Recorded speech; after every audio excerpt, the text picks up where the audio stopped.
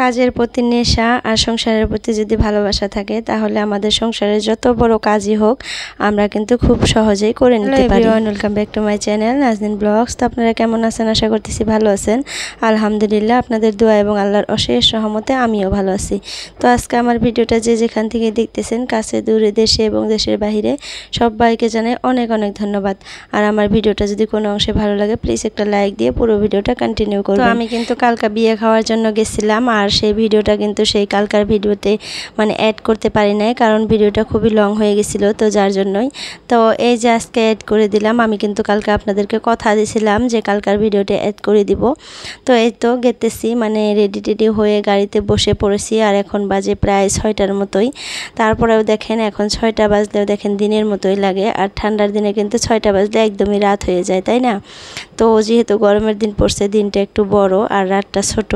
তো এই তো রেডি হয়ে পড়েছি, আর আমার 2টা বাচ্চাকে নিয়ে সারাদিন কত কাজকর্ম করে আবার দেখেন সন্ধ্যায় বিয়ে খাওয়ার যাওয়াটা কিন্তু খুবই কঠিন হয়ে যায়, কষ্ট হয়ে যায়। তারপরেও হাজব্যান্ড যাইতে চাইছে, তার জন্যই আর কি আসা।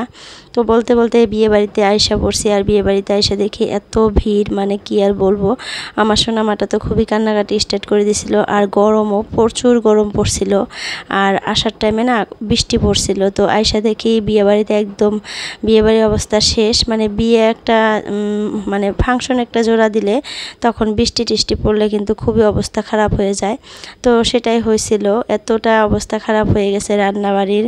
তারপরে বিয়ের প্যান্ডেলের ভিতরেও দেখি একটু একটু পানি চলে আসছে। তো তারপরে বহুত মানুষ আসছে, এত ভিড়ের মধ্যে আমারও ভালো লাগতেছিল না। সারাদিন যেহেতু বেবিকে নিয়ে মেয়েটাকে নিয়ে খুবই পরিশ্রমের মধ্যে যায় দিনটা। তো রাত হলে কেমন জানি আমার একটু শুয়ে বসে কাটাইতে ইচ্ছে করে। এখন আগের মতো আর এখন শরীরটা নাই। তারপরেও বিয়ে খাওয়ার জন্য আসছি। আমার কিন্তু খুবই কষ্ট হয়েছিল আজকে বিয়ে খাওয়ার জন্য আইসা। তারপরেও আসছিলাম, হাজব্যান্ড বলছিল আসবে। তো আমাদের কথার থেকে কিন্তু হাজব্যান্ডের কথার গুরুত্ব আমরা একটু বেশি দেই। আমাদের যতই কষ্ট হোক, তারা যদি একটা জিনিস বলে যে এটা করব বা এটা খাবো, আমাদের কষ্ট হলেও কিন্তু সেটা আমরা মাথা পেতে নেই, তাই না?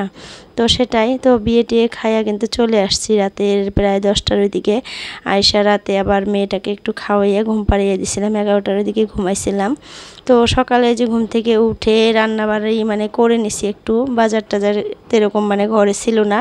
তো ফ্রিজে কয়েকটা ভোল ছিল, সেই ভোলগুলো কিন্তু আমি ভাজি করে নিছি অফ ক্যামেরাই, আর ছেলের জন্য খাবার রেডি করে নিছি। আর এইদিকে দেখেন আমি ডাল বসিয়ে দিতেছি দুপুরের জন্য, আর কি ডাল রান্না করব, আর ভোল ভাজি করব, আর আলু ভর্তা আর ডিম ভাজি করব, আর লেবু টেবু থাকবে, এগুলো দিয়ে খাবো। আর বর্তমান যেটা গরম পড়ছে, কি আর বলবো, এই গরমের মধ্যে কিন্তু মাছ মাংস একদমই খাইতে ইচ্ছা করে না। আমি কালকার ভিডিওতে বলছিলাম। তো কয়েকটা আপু আমাকে কমেন্ট করে, আর একটা আপু আমাকে মাঝে মধ্যে কমেন্ট করতেছে আমার পড়াশোনা কত দূর। তো আমাকে আমি সেই কমেন্টের রিপ্লাইটা তখন দিয়ে দেই, কিন্তু হয়তো আপু দেখতে পারে না।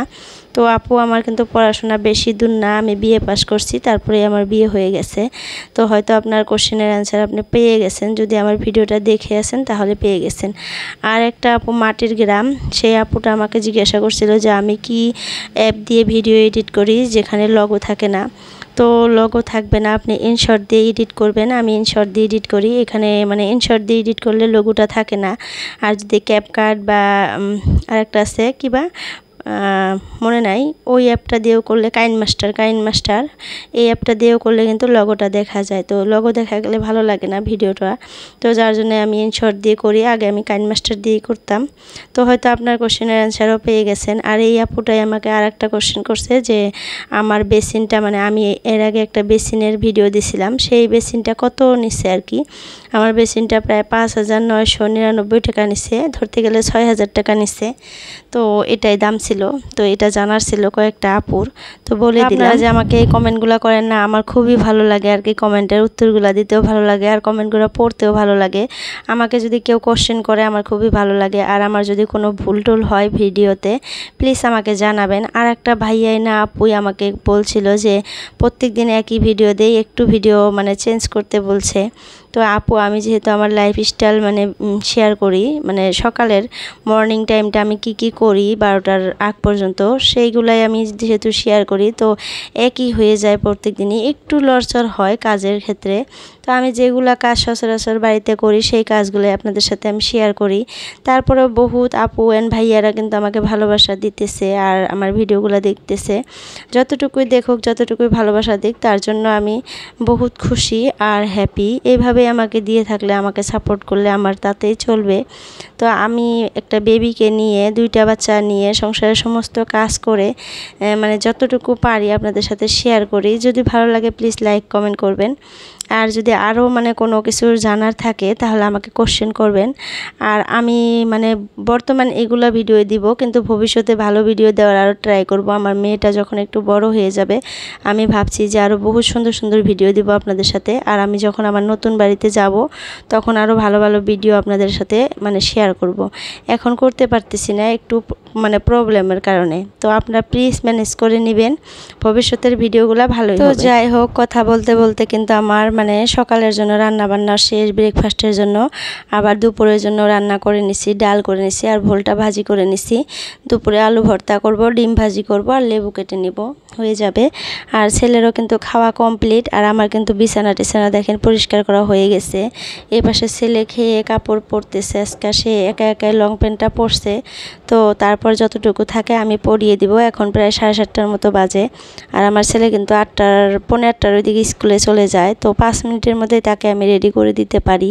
তো তার জন্য ভাবলাম যে আমি বিছানাটা একটু পরিষ্কার করে নিই। ওইদিকে ছেলে আমার লং প্যান্ট শার্ট এগুলো পরতেছে একা একাই। তো সে যেহেতু একা একা একটু কাজ করে, তার জন্য আমার কিন্তু একটু হেল্প হয়, এই কাজগুলো কিন্তু আমি করে নিতে পারি।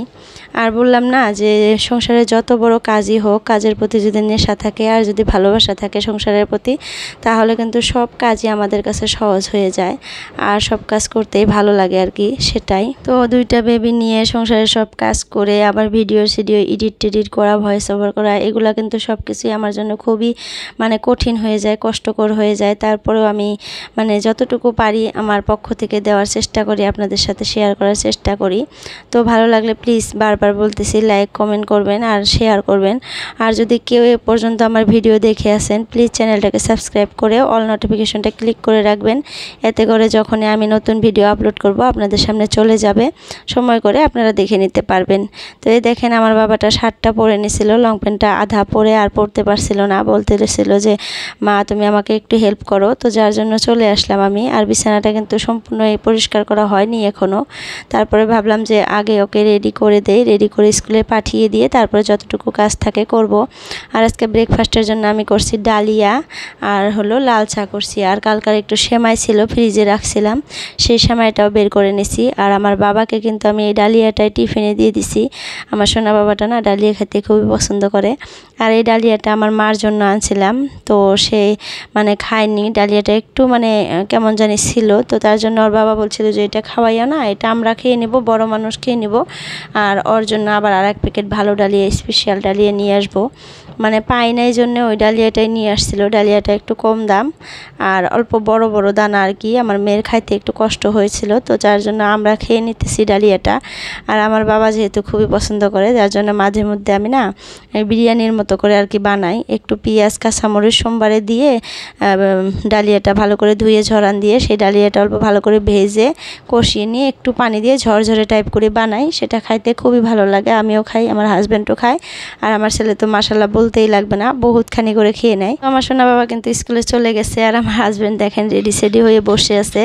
যেই মানুষ প্রত্যেকদিন 8টায় শপে চলে যায়, আজকে 8:10 বেজে গেছে, যাইতে পারতেছে না। আর আমার মা দেখেন তার বাবা যেন বাইরে বের হয়েছে, পিছন পিছন বের হয়ে আসা মানে ঘুরতেছে, তার বাবার সাথে যাবে।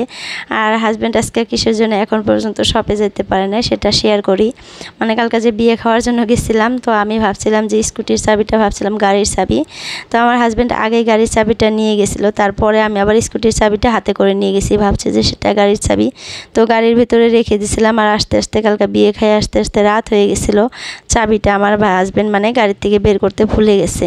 তো সকালে যেহেতু গাড়িটা নিয়ে আমার ভাসুর মানে আমার ছেলেকে আর মানে আমার ভাতিজাকে নিয়ে স্কুলে রাখতে গেছে, তো গাড়ি নিয়ে গেছে। তো গাড়ির ভিতরে চাবিটা আছে, তো এখন তো আর সে যাইতে পারতেছে না। তো বললাম ভাসুরের গাড়িটা নিয়ে যান, এখন বলতেছে স্কুটির ভিতরে আবার মানে দোকানের চাবিগুলো রাখছে। তো ভেজাল, তো তার জন্য ওয়েট করতেছে। এখন আমার মানে ভাসুরে আসলে তারপরে সে যাইতে পারবে। তো এটাই বাইরে মানে বসে আছে, আমার মেয়েকে নিয়ে খেলতেছে। আমি ভাবলাম যে খেলতেছে যেহেতু, এই ফাঁকে আমি বাসনগুলো ধুয়ে নেই আর আমার মার জন্য একটু খাবার রেডি করে নেই। সকালে উঠে কিন্তু আমি আজকাল সাবুদানা ভিজিয়ে দিছিলাম। আর আমাকে সেই আপুটা মানে বলছিল যে একটু ভিডিওর ধরনটা একটু চেঞ্জ করতে, যার জন্য আমি না সকালে রান্না বাড়াটা আর কি অতটা দেখাইতেছি না, এখন একটু একটু করে দেখাইতেছি। কিন্তু আপনারা যদি চান তাহলে আমাকে কমেন্টে বলবেন, আমি মানে একটু একটু করে শেয়ার করব।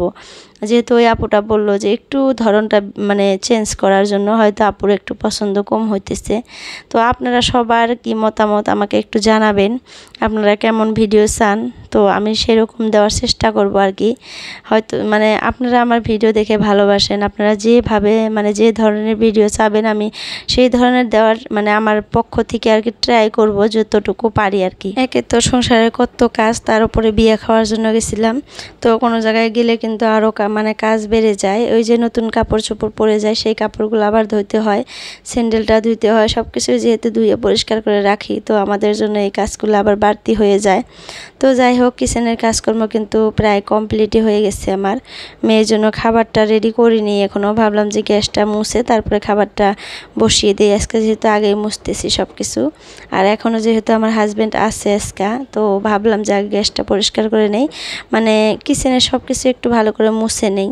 প্রত্যেক দিনে কিন্তু আমি মুছি, প্রত্যেক দিনে শেয়ার করি না, বহুত দিন থেকে আপনাদের সাথে এগুলো শেয়ার করি না জিনিসগুলো মোছা। তো আমি কিন্তু দিনের মধ্যে 3-4 বার করে মুছি এইগুলা, কারণ আমার কিচেনটা একদমই রাস্তার সাইডে, আর রাস্তা দিয়ে গাড়ি গেলে না ধুলাবালুগুলো এসে একদম কিচেনটা নোংরা হয়ে থাকে। আরও বিশেষ করে আমার ওয়াশিং মেশিনটা আর ফ্রিজটা, মানে এগুলো ব্লু কালার, যে উপরে না একটু ধুলিবালি পড়লে কেমন জানি হোয়াইট হয়ে থাকে, দেখতে খারাপ লাগে।